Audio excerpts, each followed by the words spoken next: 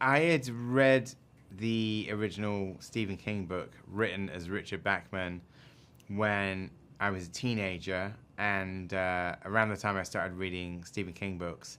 And so I was really stayed with me, the original novel, its intensity and its themes, and I had read the book before I had seen the 1987 adaptation, which I enjoyed, but I even then realized that, this is a very loose adaptation of the book and they barely cover a lot of the story. So I knew as a Stephen King fan that there was like a novel of his that hadn't really been adapted for the screen. And over the years, I'd always it stuck with me that it was a great kind of sci-fi action adventure. And a big part of it that really stuck with me is the fact that in the book you stay in Ben's point of view the entire time and you go on the journey with him.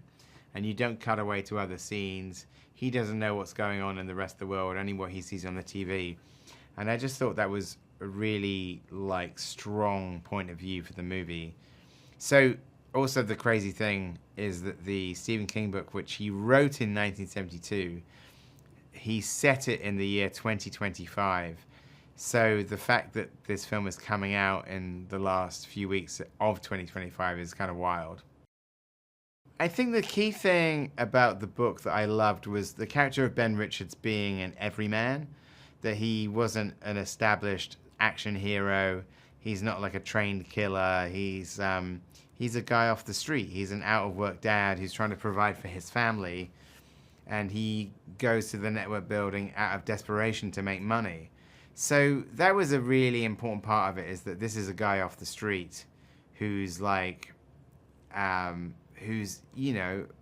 he's tough because he's worked some dangerous jobs, but he's also fallible. He makes mistakes. He doesn't always have a plan of action.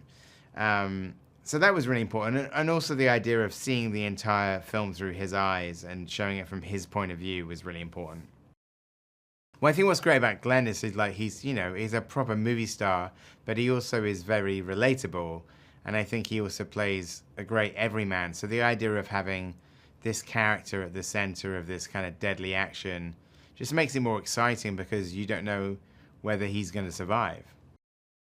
It was an amazing cast, and it was because of the nature of the story, people kind of come into the movie and come out again.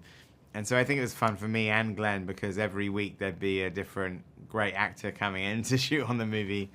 And, create some really interesting dynamics, in the scenes with Glenn and Josh Brolin, in the scenes with Glenn and Michael Cera, in the scenes with Coleman Domingo, with Lee Pace. It was just a kind of murderer's row of a cast, The action sequences were very ambitious because we were trying to shoot as much on location and in camera as possible, and trying to shoot it all from his point of view. So it required a lot of planning because we wanted Glenn to be the center of a lot of the action. But then some sequences that, are incredibly complicated in the way they play out, the sequence in the YVA is sort of a number of different sets and some location work, and just when it's all cut together, it's pretty seamless, but it's weeks and weeks of work, At heart, it's an entertaining sci-fi action thrill ride, but if it gives you something to chew on the way home, then great.